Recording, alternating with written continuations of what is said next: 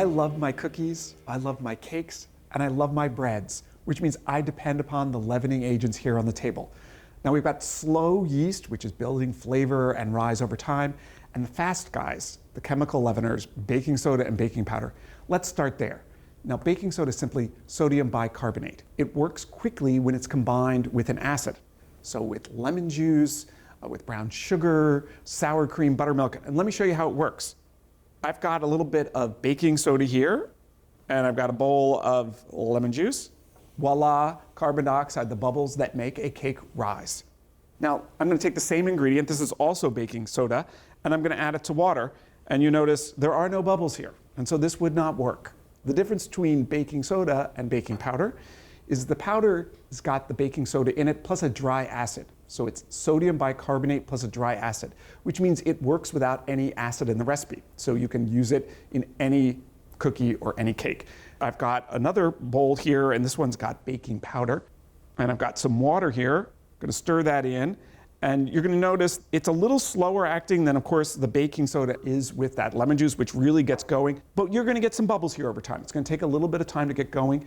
One of the things that's going on here is this is a double acting baking powder. And so it happens both when you combine it with liquid as well as when you heat it. And so double acting baking powder is more reliable than the old-fashioned single acting because you get 2 chances at a rise. Other thing to know about baking powder, this is our winner from Argo. It doesn't have any aluminum compounds. We found some brands with aluminum gave a little bit of an off flavor to biscuits in particular, very simple baked goods. Now you may be wondering, okay, if the baking powder is baking soda plus a dry acid, why do some recipes call for powder and soda? And that's because the soda also promotes browning. So a lot of cookie recipes, if you want crispy brown edges, the soda's doing that and the powder's in there to give you the lift in the cookie. So those are the chemical leaveners. Now move down and we've got our yeast. In the test kitchen, we use instant, rapid rise, fast acting yeast because you can add it directly to doughs. You don't need to proof it. The old fashioned, this is what my grandmother would use, was active dry yeast. And it still works.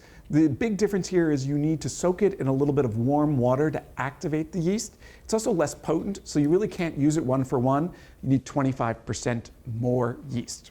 So we love our cakes, we love our cookies, we love our breads, which means we love our leaveners. Thanks for watching Cook's Country from America's Test Kitchen. So what'd you think? Leave a comment and let us know which recipes you're excited to make, or just say hi. Now you can find links to today's recipes and reviews in the video description. And don't forget to subscribe to our channel. See you later. Alligator.